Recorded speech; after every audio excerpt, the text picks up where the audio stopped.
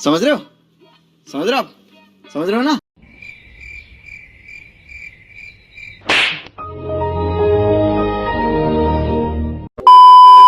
So finally India और England की series अब चौथे टेस्ट मैच की तरफ आ गई है। स्कोर लाइन है 2-1। और जिस तरह का मैच हुआ, वो जो लॉर्ड्स में जो हार्ट ब्रेक था, मतलब मैं बता नहीं सकता। अब मैं वैसे भी आउट ऑफ द टाउन था, और वो जो एक्सपीरियंस था, कहते हैं उस समय विंबलडन भी चल रहा था, लेकिन लोगों की नज़र एकदम से विंबलडन से लॉर्ड्स पे आ गई। और वो जो मैच हम हारे, शायद हमारे दिमाग में रहेगा हमेशा के लिए। लेकिन वापस हमें मौका मिला है सीरीज को फिर से इक्वल करने का और डिसाइडर मैच में जाना, जो ओवल में है। लेकिन फिलहाल हम बात करेंगे ओल्ड ट्रैफर्ड की। Hi, this is Gulshan and मेरे साथ हैं Prateek, and we are presenting crease talk by pinch hitters. सबसे पहले प्रतीक, लॉर्ड्स में जिस तरह से हम हारे, पूरी सीरीज में हम देखें तो हमने सेशंस बहुत ज़्यादा डोमिनेट किए हैं। यदि हम सेशन वाइज बात करें, हर दिन में 3 सेशन होते हैं। यदि ओवरऑल पाँचों दिन की बात करें, और या फिर दूसरे टेस्ट मैच की बात करें, ओवरऑल देखें तो हमने ज़्यादा सेशन डोमिनेट किए। हमारा एवरेज पर विकेट कॉस्ट भी अच्छा था, हमने 5 विकेट हॉल्स ज़्यादा लिए, हमने ज़्यादा 100 लगाए सीरीज में, but eventually score line is 2-1। मैं तो बहुत मतलब दुखी हूँ, क्योंकि मैं भी ऐसे ही कर रहा था। जैसे आपने बोला कि विंबलडन देख रहे हैं, फिर लॉर्ड्स में मैच देख रहे हैं, तो मैं वर्चुअली दोनों जगह पे था। बट वो जो हार्ट ब्रेक था ना, मतलब मुझे वो एक पत्थर का तिनका वो ऐसे छिटका ना, वो एकदम दिल से एकदम चीरता हुआ अंदर चला गया। तो वो था। अब anyways your point is very valid कि हम हर चीज में डोमिनेट किए। अगर आप टॉप रन स्कोरर्स का देखो, तो हमारे शुभमन गिल नंबर 1 पे है, फिर ऋषभ पंत आते हैं, फिर बाकी हमारे जो बॉलर्स भी हैं, सिराज हाईएस्ट विकेट टेकर हैं, फिर बुमराह आते हैं, सिराज के 13 विकेट्स है। जो उनके बेस्ट बॉलर है वो बेन स्टोक्स ही अभी तक है। बेन स्टोक्स के 11 विकेट्स हैं। अदरवाइज बाकी बॉलर्स की बात करूं तो उनके जॉश टंग अच्छे बॉलर है, उन्होंने 11 विकेट्स लिए, बट उनको उन्होंने ड्रॉप कर दिया। तो इंग्लैंड का भी अभी तक कुछ रहा नहीं है। It's just matter of one moment जिसके वजह से हम हारे हैं, जो भी मैचेस हारे हैं। और बहुत मैटर करता है नहीं, लक। ये चीज़ें ना, पता है, क्रिकेट के अंदर बहुत होती है। क्रिकेट में क्या, वही चीज़ होती है ना कि यानिक सिनर को चैंपियनशिप पॉइंट चाहिए होता है। पूरा आपने अच्छा खेला, पूरा मैच सही खेला, एंड में जाके ना वो लास्ट मोमेंट पे जो क्या नाम से था कि कार्लोस अल्काराज आए, उन्होंने वो गेम पलट दिया।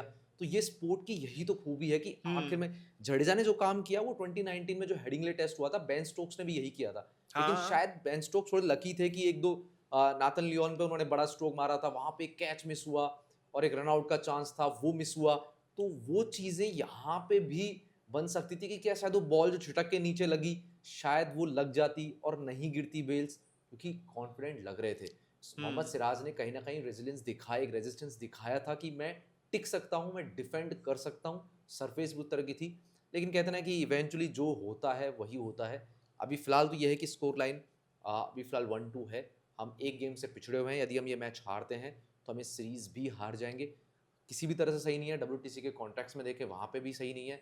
और फिर हम वहाँ पे स्लिप हो गए, बहुत ज्यादा नीचे चले गए। बिल्कुल। और फिर कहीं ना देखिए, मोमेंटम नहीं रहेगा। आप फिर 5वें टेस्ट मैच में भी आपके ऊपर एक बादल मंडरा रहे होंगे आप हार के। फोर्थ हार गए तो फिर तो डू और डाई है फोर्थ, क्योंकि वो जो कहते हैं ना, क्रिकेट में 19th और T20 में जैसे होता है, या फिर हाँ, 49th over, last second last over, वो एक पिवट होता है। तो सिंपल लैंग्वेज में अगर मैं बोलूँ तो इसमें वही है। मैं पहले तो बता दूं, एड्रेस करना चाहूंगा कि वो जो भी लोग थे ना, जो भी रविंद्र जडेजा को नेगेटिव बोल रहे हैं, वो कंपेयर भी कर रहे थे, इंक्लूडिंग मैं भी कह रहा था कि बेन स्टोक्स के जैसा कुछ पुल ऑफ कर लेंगे, नहीं कर लेंगे। Ben Stokes, I think it was in Birmingham और हेडिंगली, हेडिंगले। 367 का चेस कर रहे थे। And I am telling you, मैं उस समय थ्री वो प्रो कबड्डी मैच अटेंड कर रहा था, मैं मीडिया बॉक्स में बैठा हुआ था, बट मैं वहां पे वैसे हॉटस्टार में मैच देख रहा था। तो दैट वाज समथिंग मैं उसको भूल नहीं सकता हूँ। मैं सोच रहा था कि आइकॉनिक नॉक जो होता है ना, इंग्लैंड के ही कंडीशंस में आपको एक मेमोरी छप जाता है। हाँ। बट मैं अभी बोलूंगा कि जो भी लोग रविंद्र जडेजा को ब्लेम कर रहे हैं, बेस्ड ऑन ऑल्सो रिपोर्ट्स की गंभीर ने जडेजा को बोला कि आप थोड़ा स्लो खेलो। I totally get it, while it is easy to say, but जब आप पे बीतती है, फिर आपको जब आप उस ग्राउंड जीरो पे रहते हो ना, तो वो चीज शायद रियलिटी बहुत डिफरेंट होता है। तो जडेजा ने जो करा अच्छा करा। इनफैक्ट उन्होंने रिकॉर्ड्स के मामले में MS धोनी को भी सरपास किया इन terms of most runs Indians का इंग्लैंड के सरजमी पे। देखिए, मैं समझता हूँ कि यहाँ पे ना कंडीशंस का गेम होता है। कंडीशंस होती हैं, उस हिसाब से जो प्लेयर होता है वो अपनी अप्रोच को रखता है, स्पेशली द टेस्ट फॉर्मेट हो चाहे ODI फॉर्मेट हो। मैं ऐसे बहुत से इंस्टेंस बता दूंगा। हैदराबाद में एक मैच था इंडिया ऑस्ट्रेलिया का, बहुत बड़ा टारगेट हमें चेज करना था। सचिन तेंदुलकर ने 175 रन बनाए थे, हम वो मैच 3 रन से हारे थे, आखिर में जाके वो मैच जीत सकते थे, लेकिन वो पारी आइकॉनिक हो जाती। हाँ वही बात है कि बेन स्टोक्स ने वो मैच जितवा दिया, इसलिए बेन स्टोक्स की बात आजकल होती है। यदि आप हार जाते हो शायद आपकी बात नहीं होती। या फिर वो ग्लेन मैक्सवेल का जो नॉक था अफगानिस्तान के खिलाफ 2023 वर्ल्ड कप में, वहाँ पे भी हो सकता थी आप वो आउट हो जाते, या फिर वो जो कैचेस वगैरह ड्रॉप हुई थी वहाँ पे हो जाता, बाई चांस अफगानिस्तान जीत जाती, तो फिर वो नॉक की बात नहीं होती। तो वही चीज़ है कि यहाँ पे जडेजा ने वही किया जो उन्होंने न्यूजीलैंड के खिलाफ किया था 2019 के वर्ल्ड कप सेमीफाइनल में। कुछ चीज़ें होती है, कुछ नॉक्स होते हैं जहाँ पे आपके कंट्रीब्यूशन बहुत सॉलिड होता है, आप आखिर में जाके होते हैं। और आपने कई बार देखा भी होगा, ओलंपिक्स में देखा होगा और अदर स्पोर्ट्स में भी देखा होगा, आपने बहुत अच्छा किया। एम्बापे ने हैट्रिक लगाई थी अर्जेंटीना के खिलाफ वर्ल्ड कप फाइनल में, हाँ क्या हुआ, अर्जेंटीना वो जीत गया कैसे भी करके।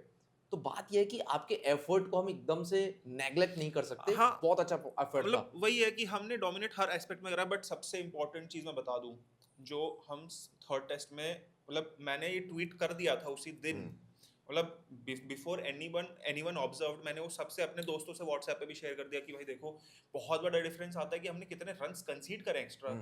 हमने मतलब मोर देन 65 रन्स ऐसे कुछ कंसीड करे हैं दोनों इनिंग्स में। It's too much. मतलब अगर आप देखो वो जो मार्जिन ऑफ लॉस था, अगर आप उसको 26 रन से हम शायद हारे ना, कि 22 रन से 22 रन से, तो मैंने एक्स्ट्रा फिर कैलकुलेशन करा तो हमने उस मुताबिक 26 एक्स्ट्रास दिए हैं, एक्स्ट्रास से भी एक्स्ट्रास दिए, तो दैट वाज समथिंग जो एक मार्जिन क्रिएट कर रहा है। बिल्कुल है ना। बाकी देखिए लॉर्ड्स की बातें तो जितनी भी करें या फिर पिछले मैचेस में क्या हुआ वो सब बात करेंगे। फिलहाल अब आते हैं ओल्ड ट्रैफर्ड पे। ये वो सरफेस है जहां पर पिछले 11 साल में हमने कोई मैच नहीं खेला है। 2014 में जब हम खेले थे तो पारी से हारे थे, हार गए थे बहुत बुरी। और 1990 के बाद हमने सिर्फ एक ही टेस्ट मैच खेला, यानी कि 35 सालों में हम इस सरफेस पे नहीं खेल रहे। उसका रीजन ये भी था कि हम 4 टेस्ट मैचों की सीरीज खेलते थे, 5 की नहीं खेलते थे। तो एक कंसर्न है। 1990 में सचिन तेंदुलकर ने यहाँ पे सेंचुरी लगी थी, उसकी बड़ी बातें हो रही है कि Sachin Tendulkar was the last player जिन्होंने यहाँ पे सेंचुरी लगाई थी, लेकिन चांसेस भी तो नहीं मिले ना। उसके बाद एक ही मैच हुआ जिसमें हम पारी से हारे हैं, कि हमारा बहुत ही बैटिंग का बहुत बड़ा फेलियर रहा।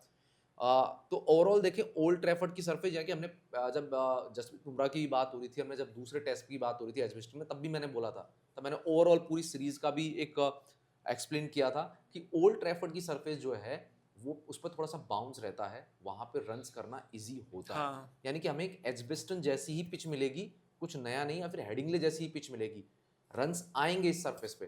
फिर लेटर इन द डे हो सकता है कि आपको थोड़ा सा मिलेगा। मूवमेंट आप कैसे कर सकते हो कि यदि आप स्टार्टिंग में इनिशियली आप नई बॉल के साथ विकेट ले लो, थोड़ा स्विंग आपको मिल जाए, ओवरकास्ट कंडीशन से आपको स्विंग मिल जाए स्टार्टिंग में नई बॉल के साथ, या सुबह सुबह का जो टाइम होता है जहाँ पे यदि हवा चली थोड़ा स्विंग मिल गया, ओवरऑल बैटिंग करना बहुत ईजी होगा। यहाँ पर थोड़ा सा ना मास्टर ट्रिक खेलनी पड़ेगी टीम को, कि आपने लास्ट मोमेंट पे जाके डिक्लेयर कर दिया, आप आउट हो गए, लास्ट में 10 ओवर खिला दिए, शुरुआत के सुबह के फ्रेश एनर्जी के साथ बुलाए। तो कुल मिला के ओल्ड ट्रैफर्ड की pitch it's all about batting. ये तो कंफर्म है कि रिजल्ट तो आना चाहिए, क्योंकि 169 इसका एवरेज टोटल स्कोर है फोर्थ इनिंग्स में। तो वहाँ पे लगता है कि चेजिंग थोड़ा सा ट्रिकी होगा, लेकिन हम यदि पास में देखें रिसेंटली जो बेसबॉल चल रहा है, वहाँ पे लग रहा है कि ओल्ड ट्रैफर्ड को भी एक तरीके से ना बना लिया इंग्लैंड ने, कुछ ऐसा कि हम वही चीज के होगा। लिए मतलब जाते हैं। मुझे लग रहा है कि बेन स्टोक्स जैसे बॉलर्स ही वहाँ पे अच्छे अर्निंग्स करेंगे in terms of wickets as well. साफ सीधी बात कहूँ मैं तो मैंने कुछ डेटा निकाला, तो उसमें देखा कि जो मीडियम पेसर्स है वहाँ पे उनका मतलब मीडियम पेसर्स का जो एवरेज है वो 25 के अराउंड रहता है, और वाइल इकोनॉमी उनका 3.1 के अराउंड रहता है। वेयर एज ऑर्थोडॉक्स जो बॉलर्स होते हैं, स्पिनर्स होते हैं, तो उनका जो एवरेज है वो 40 के ऊपर चला जाता है। इकोनॉमी उतना थोड़ा सा ही ज्यादा रहता है, बट एवरेज ज्यादा हो जाता है। सबसे ज्यादा तो एवरेज खराब रहता है वो लेग ब्रेक बॉलर्स का रहता है। बट फिलहाल जो हमारा रोस्टर है, बॉलिंग सॉर्टेड है। बैटिंग पे मैं आना चाहूंगा फिर भी। नंबर 3 हमने सेकंड टेस्ट में ही बोल दिया था, सेकंड टेस्ट के बाद, कि number 3 is the main issue. अभी सारे लोग बात करें, बट अभी हम वापस से रीइंफोर्स करेंगे कि करुण नायर का फेट क्या जाता है अभी। What have you observed? Karun Nair के बारे में बोलूं कि वो जो एक ट्रिपल सेंचुरी वाला नॉक था, उसके बाद उनके स्कोर क्या है, एक उन्होंने 40 किया है, उसके बाद एक 31 का स्कोर है, 20 है, तो 8 रन है। आप ना आपको स्टार्ट मिल रहा है लेकिन आप कन्वर्ट नहीं कर पा रहे। फिर आप ये नहीं कह सकते आपको टफ पिच मिली लॉर्ड्स में, लेकिन आपने 2 टेस्ट मैचेस हेडिंगले और एजबेस्टन में खेले, जो कि प्योर फ्लैट ट्रैक था, जहाँ पे आसानी से रन्स आ रहे थे, हर किसी ने रन्स किए हैं वहाँ पे। आखिरी में आके जडेजा ने भी रन्स किए हैं अच्छे। आई थिंक उनसे अच्छी बैटिंग मुझे लगता है कि लोअर ऑर्डर में आके सुंदर या फिर सिराज वगैरह ने अच्छा डिफेंस दिखाया है, उन्होंने ज़्यादा अच्छे से कैलिबर दिखाया है। तो कहीं ना कहीं मुझे नहीं समझ में आ रहा कि क्या दिक्कत थी। करुण नायर डिजर्व करते थे क्योंकि उन्होंने जब इंडिया के लिए खेले थे तब उन्होंने डबल सेंचुरी लगाई थी, आई थिंक वार्म अप वगैरह जो हुआ था जून में। अच्छे रन्स मारे थे। तो उन्होंने वो परफॉर्म यहाँ पे वो नहीं किया। देखिए 30s 40s आप नहीं एक्सपेक्ट कर सकते हैं नंबर 3 से। नंबर 3 का प्लेयर यदि एक अच्छा 50 भी नहीं लगा पा रहा है उस में जहां पे हमने करीब 8 सेंचुरीज लगाई हैं टोटल। आपका टॉप ऑर्डर में देखें कि केएल राहुल सेंचुरी लगा चुके हैं, यशस्वी जायसवाल लगा चुके हैं, शुभमन गिल ने तो 3-3 सेंचुरी लगाई है। उसके बाद अब देखें जडेजा ने अच्छा किया, ऋषभ पंत ने भी सेंचुरीज लगाई हैं। तो अब देखिए लगातार हर कोई परफॉर्म कर रहा है, लेकिन नंबर 3 पे एक ऐसा लग रहा है कि जहाँ पे कोई परफॉर्मेंस हो ही नहीं रही है। तो मुझे लगता है कि करुण नायर का शायद चांस लग रहा है कि वो ड्रॉप होंगे, क्योंकि 6 पारियां आपको मिली हैं, 5 टेस्ट मैचों की सीरीज है।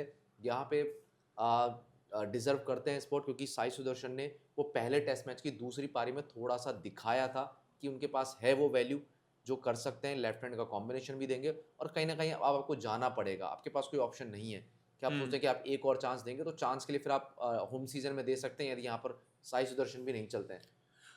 यस एक्चुअली अब देखा जाए तो मैं आपको हिस्टोरिकली बताऊं ना, तो फिर हमारे जो नंबर 3, मतलब मैं राहुल द्रविड़ की बात कर रहा हूँ, इंग्लिश कंडीशंस में राहुल द्रविड़ के इंडिया के साइड से सबसे ज्यादा रन्स है एंड वो नंबर 3 पे खेलते थे। तो वो पोजीशन बहुत मैटर कर जाता है। अब राहुल द्रविड़ ने मतलब कितने जो मतलब 11 मैचेस खेले तो वहाँ पे 1189 रन्स आए हैं उनके, तो जो एवरेज होता है क्लोज टू 70, 69.94 है। तो नंबर 3 बहुत ही क्रूशल पोजीशन है। वो एक एंकरिंग वाला हो गया ना। नंबर 3 अगर जो प्रेशर होता है, आपके ओपनर जाते हैं तो आप एक वो ब्रंट झेल सकते हो, बट अगर वो झेल लेते हैं तो जो कुशन होता है आने वाले बैटर्स को मिल जाता है। तो करुण नायर को अभी बैठाना एक मेरे हिसाब से लॉजिकल डिसीजन भी थे। But on the flip side I will tell you, कुछ जर्नलिस्ट्स हैं जो वहां पे ग्राउंड रिपोर्टिंग कर रहे हैं, उनके कुछ उनका कुछ मैं सुन रहा था वीडियोस, तो वो कुछ कह रहे थे कि करुण नायर के प्रो में कह रहे थे कि करुण नायर ने एक चीज इंश्योर करा कि वो बॉल्स खेल जाते थे ताकि बॉल पुराना हो जाता था। बट एक बैटर का, टॉप ऑर्डर बैटर से आप सिर्फ इतना एक्सपेक्ट नहीं करते हो। फिर वहां पे क्वेश्चन फिर ना शुभमन गिल के बारे में भी आएगा कि यदि वो कहते हैं कि बॉल पुराना की यशस्वी जायसवाल और केएल राहुल शुरू में बॉल पुराना कर रहे थे, वो बॉल पुराना नहीं कर पाए लॉर्ड्स में, तो दोनों पारी में शुभमन गिल नहीं चले। वो तो लॉजिक नहीं है। वो मतलब लॉजिक नंबर 3 से आप एक्सपेक्ट नहीं करते हो कि भाई तू बॉल खेल के आजा, देखा जाएगा। मतलब नाइट वॉचमैन भी हमारे रन्स मार जाते हैं। मतलब अश्विन के सेंचुरी बिकॉज वो नाइट वॉचमैन बन के आ चुके पास में और वो फिर रन्स मार जाते हैं, तो उनके सेंचुरीज इस वजह से है and he is successful in that sense. But ये तो कोई तुक नहीं है। बिल्कुल। और अगला सबसे बड़ा क्वेश्चन कि जसप्रीत बुमराह खेलेंगे या नहीं खेलेंगे। वो 3 टेस्ट मैचेस की बात हुई थी जसप्रीत बुमराह की कि वो 3 ही टेस्ट मैच खेलेंगे, 2 वो खेल चुके हैं। अनफॉर्चुनेटली दोनों में ही इंडिया हारा है। अब जो रिकॉर्ड है वो सबको पता है, सोशल मीडिया पे काफी चल भी रहा है कि बुमराह खेलते हैं तो विनिंग रिकॉर्ड बहुत डाउन है। लेकिन अब बात करते हैं कि ओल्ड ट्रैफर्ड में खेलना चाहिए या ओवल में खेलना चाहिए। जब ये सीरीज स्टार्ट हुई तब भी मैंने बोला था कि ओल्ड ट्रैफर्ड में खेलना ही चाहिए, क्योंकि ओवल में थोड़ा सा कंडीशन बेटर है, वहां पे इंडिया के जीतने के चांसेस भी हैं, थोड़ा स्पिन भी होता है, पेस भी स्ट्रॉन्ग चलता है। लेकिन ओल्ड ट्रैफर्ड में बुमराह के बिना थोड़ा सा दिक्कत आएगी पेस में, तो मुझे लगता है कि ओल्ड ट्रैफर्ड में खेलना। और दूसरी बात, सीरीज आपकी दांव पे लगी हुई है, आप कब खिलाएंगे जब सीरीज हार चुके होंगे। लुक अभी बात ये हो रही है कि we are 3 tests down in this, like through this. तो एंड एज वी डिस्कस्ड कि हमारे बॉलर्स भी अच्छा कर रहे हैं, बैटर्स भी अच्छा कर रहे हैं। हाँ, थोड़े हिकअप्स होते हैं कि आप थोड़े एक गलत डिसीजन हो जाता है, एक सेशन भी आप जीत रहे हो, आप सेशंस भी डोमिनेट कर रहे हो, एक स्मॉल डिसीजन है ना, आप वहां से फॉल्टर कर जाते हो। तो इस डू और डाई मैच में बुमराह का खेलना तो बनता ही है। हम उस जिंक्स को भी नहीं समझेंगे कि मैं तो इस पे नहीं मानता पर्सनली, इट्स जस्ट कि इट जस्ट हैपेंस कि बुमराह खेल रहे हैं, बट हमारे ऐसी बात नहीं है। बुमराह आपको विकेट्स भी दिला रहे हैं। अगर पूरी यूनिट अगर सिंक्रोनाइज्ड वे में परफॉर्म करती है, बुमराह के साथ सपोर्टिव रोल करती है, तो फिर हमसे जीत को ले नहीं सकता वापस। नहीं, वही वाली बात है कि परफॉर्मेंस, और एक आई थिंक जितने भी टीम स्पोर्ट होते हैं उनके साथ यही होता है कि आप एक प्लेयर पे आप नहीं क्वेश्चन कर सकते कि वो परफॉर्म करता है लेकिन फिर भी पूरी टीम नहीं परफॉर्म कर पाती, उसके चक्कर में आप कुछ नहीं कर सकते। बट ये है कि बुमराह खेलेंगे, हमारा पेस अटैक वही रहने वाला है जो हम करते रहते। अर्शदीप को डेफिनेटली एक इंजरी कंसर्न हुआ है, लेकिन हमारे पास ऑप्शन भी 3 वही चलते आ रहे हैं। तो वो कुछ चेंजेस प्लेइंग इलेवन में मुझे लगता है कि करुण नायर के अलावा कोई बड़ा मेजर चेंज नहीं होगा। यस मतलब एक पल को फिर भी आप थोड़ा शॉकिंग डिसीजन ले सकते हो, आप वॉशिंगटन सुंदर हटा के शायद आप कुलदीप ला सकते हो, अभी नहीं तो कब। और जब आपको पता ओवल में स्पिन होता है तो स्पिन के हिसाब से आप उनको थोड़ा तो बॉल रोल करने का मौका दो ना। मैच एक्सपीरियंस जरूरी है, एक्सपोजर और जरूरी देखिए है। जितना है कि मुझे लगता है कि चौथे पांचवें दिन थोड़ा सा आपको हेल्प मिलेगा। यदि मीडियम पेसर को मिल रहा है, यानी कि बॉल जैसे जैसे पुराना हो रहा है, पिच में थोड़े से क्रैक्स भी आएंगे, चौथे पांचवें दिन हो सकता है कि आपको ना मोमेंट दे जाते हैं। वॉशिंगटन सुंदर ने अभी क्या किया था पिछले मैच में, उन्होंने कहीं ना बीच बीच में परेशान किया था इंग्लैंड को भी। और वो हमने देखा था कि यदि आप 2 विकेट भी निकाल के देते ना एज अ स्पिनर, तो आप अच्छा काम कर रहे हैं। करें। मुझे लग रहा है कि वहां पे चांसेस लगे, पर हाँ ये बात भी है कि सुंदर बल्लेबाजी कर सकते हैं। हमारा मैनेजमेंट का मैं थोड़ा यही रहा है मसला। पास्ट में ज्यादा नहीं जाना चाहता हूँ सुंदर का। मैं देख रहा था कि 4 विकेट हॉल जो था, it was like best spin figure, like bowling figures for a spinner. ठीक है, इंग्लैंड में 20 साल के अंदर, मतलब ऐसे रिकॉर्ड। बात हुई है कि अगर आप वैसे एक्सपेक्ट करते तो शायद कुलदीप लॉर्ड्स में खेल सकते थे फिर। हाँ क्योंकि वो तो फिर, क्योंकि I am telling you, those English batters fear facing a leg spinner. मैं बता रहा हूँ, रिस्ट स्पिनर खास के। कुलदीप का जो एक्सपीरियंस है वो मेंटली बहुत टफ बॉलर है। आप अगर उनको खिला तो शायद वही आपके 50% से ज्यादा विकेट्स दे चुके होते हैं हाँ आपको। तो ठीक है, अभी चेंजेस में we are done that Karun Nair can be dropped. Bowlers में अर्शदीप का अभी सर्टेनिटी नहीं है, बट अगर चेंज होता है तो इट्स फाइन। अभी एक और बात हो रही है कि ऋषभ पंत, लोग ये भी कह रहे थे ऋषभ पंत का इंजरी हुआ था तो वो कीपिंग नहीं कर रहे थे बीच में। तो हाँ अभी वो, लुक ही गॉट 8-10 डेज का ब्रेक ऑल्सो। तो मैटर करता है कि क्या सीन है। अर्शदीप का भी मैं बता दूं वैसे आपको, before going to like coming back to Pant, Arshdeep को कट आया था। तो in all likelihood we can see that he can come and play. Back to Rishabh Pant, even if he does not play, problem हो सकता है। बिल्कुल। देखिए पर अर्शदीप के साथ आपका ऑप्शन ये है ना कि आपके पास ऑलरेडी 3 पेसर हैं, वो फॉर्म में है। आप करेंगे भी नहीं, और यदि आप कोशिश करेंगे कि आखिरी टेस्ट में आप बुमराह को ना ही खिलाएं, रेस्ट करवा दें, तब तक मुझे लगता है कि अर्शदीप का ऑप्शन रहेगा। फिर अभी हाँ, वो करेंगे, शार्दुल ठाकुर को ले जाएंगे। वो सारी चीज़ें ना इस सीरीज के स्कोर लाइन पर डिपेंड करेगी, आप 14 टेस्ट मैच के बाद डू और क्या डाई के होता है। बाद ही होगा जो होगा। हो सकता है कि 2-2 की स्कोर लाइन हो जाए, तो फिर आप कहें कि बुमराह यार एक टेस्ट मैच और खेलो आप, क्योंकि उनके पास फिर एक लंबा ब्रेक रहेगा। पर वो बात की चीज़ है। रही बात पंत की, तो पंत यदि देखो यदि वो विकेट कीपिंग नहीं कर पा रहे हैं, तो फिर कहीं ना कहीं आपको सोचना पड़ेगा, आपको फिर जुरल को लाना पड़ेगा करुण नायर की जगह। करना पड़ेगा गैम्बल, क्योंकि आप कीपिंग नहीं करवा यस, सकते। दैट्स अ गुड आप चॉइस। आप गैम्बल ये नहीं कर सकते कि एक प्लेयर जो है वो ड्यूरिंग द मैच आप कर सकते हो, पर अगेंस्ट द आईसीसी रूल है कि आप ऐसा नहीं यू कर कैन सकते, नॉट। आप दूसरे को लाके कर दें। मैं भी इस तो आइडिया ये के एक अगेंस्ट हूँ कि आप पंत को नहीं खिला रहे। पंत को खेलना इसलिए जरूरी है, इफ यू सी जो लॉर्ड्स का टेस्ट था, दोनों टीम का फर्स्ट इनिंग स्कोर सेम था, बट वी ऑल न्यू कि वो जो इंडिया के पास एक एज हो सकता था, एडवांटेज हो सकता था, इंडिया ज्यादा रन्स मार सकती थी। आप अगर वापस से स्कोर कार्ड रिविजिट करो, ऋषभ पंत जैसे ही आउट हुए, हाँ अ friend of mine told me that यार लुक द स्कोर कार्ड, वहां से ऋषभ पंत की आउट होते ही ना बैटिंग हमारी नेगेटिव हो गई। हाँ वॉशिंगटन सुंदर से एक्सपेक्टेड था कि वो रन्स मारे, अल्टीमेटली वो 9 विकेट्स तक था। उन्होंने फिर बहुत हाँ, वो पुअर शॉट कोलैप्स खेला हुआ। And he got out. तो that was a clear of case course, of of कि आप कोर्स, नेगेटिव बैटिंग कर गए। Of course we had a chance to take a lead, वो भी कम से कम 30 से 40 रनों की, वो पॉसिबल था। लेकिन जो अभी मुझे लग रहा है, जो मैं लग रहा हूँ और मैं यहाँ पे प्रेडिक्शन बना रहा हूँ, यदि पंत थोड़े भी इंजर्ड हैं, वो कीपिंग नहीं कर सकते, तो फिर करुण नायर की जगह ध्रुव जुरैल ही आएंगे। और अब वो है कि नंबर 3 पर फिर किसी को एडजस्ट करना पड़ेगा। आई नंबर नो 3 कि पे गिल। हो सकता है गिल थोड़ा अपने आप को नंबर 3 पे खिलाएं, और इस तरह कॉम्बिनेशन बने। पंत को आप एज ए बैटर खिलाएं, क्योंकि आपको एक अच्छा कीपर चाहिए होगा। आप ये गांव दाव नहीं खेल सकते कि यार ठीक है पंत कर लेंगे छोटी मोटी, तो ऐसे नहीं हो सकता, आपको खिलाना पड़ेगा। तो यही बन रहा है। यदि पंत आते हैं as a wicket keeper proper way में, तो फिर मुझे लगता है कि साई सुदर्शन आएंगे, और यही एक चेंज मुझे दिखाई दे रहा है ओल्ड ट्रैफर्ड टेस्ट में। Okay, coming back to Old, like transiting towards Old Trafford, वहां पे अब तक 86 टेस्ट मैचेस हुए हैं, और जो टीम पहले टॉस जीती है वो 32 टाइम जीते हैं, और जो सेकंड में टॉस जीते वो 17 बार जीते। तो जो टॉस विनिंग मार्जिन है देखा जाए तो क्लियर है कि जो फर्स्ट जो टॉस जीत रहा है वो पहले बैटिंग कर ले। तो मैं ओवरऑल पिच के कंडीशंस पे आता हूँ। हिस्टोरिकली फर्स्ट इनिंग स्कोर जो एवरेज रहता है 331, सेकंड इनिंग्स में 275 होता है, लाइकवाइज थर्ड इनिंग्स में 275 रहता है, फाइनल में जो होता है वो 169 हो जाता है। तो ये वापस से डिफरेंस हो रहा है, मतलब चेस करना डिफिकल्ट होगा। We saw that in Lord's, right? तो उस हिसाब से मैं अगर बताता हूँ, तो जो हाईएस्ट स्कोर अब तक रहा है 656 का रहा है, ऑस्ट्रेलिया वर्सेस इंग्लैंड के मैच में रह चुका है। लोएस्ट टोटल रहा है इंडिया वर्सेस इंग्लैंड, 58 पे इंडिया ऑल आउट हो गई थी।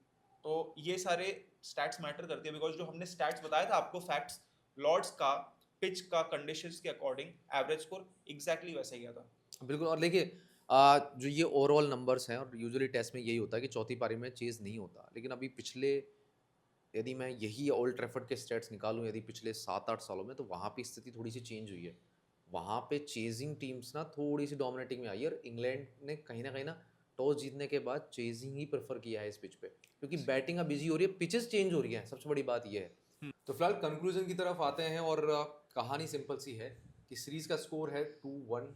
भारत को ये मैच जीतना पड़ेगा यदि वो डिसाइडर फोर्स यस। करना चाहते हैं, और ये मैच ना सिर्फ सीरीज डिफाइनिंग मैच हो सकता है, बल्कि ये काफ़ी सारे चेंजेस आने वाले टाइम में भी इंडियन टेस्ट टीम में देखने को मिल सकते हैं, specially for the home season. ये बहुत इम्पैक्टफुल मैच होने वाला है। यस।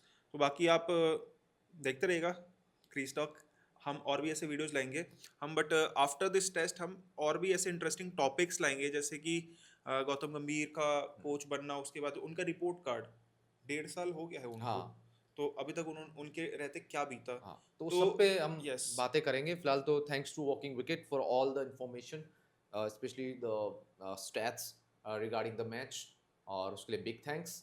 और बाकी क्रीज टॉक के इस एपिसोड में इतना ही। मैं गुलशन, मैं प्रतीक, मिलेंगे एक और नए एपिसोड के साथ, and wishing India all the very best. For the I fourth hope Test. कि इस यस, बार जो है हमारे चेहरे पर इस बार smile है। जीतेंगे, बिल्कुल जीतेंगे जीतेंगे।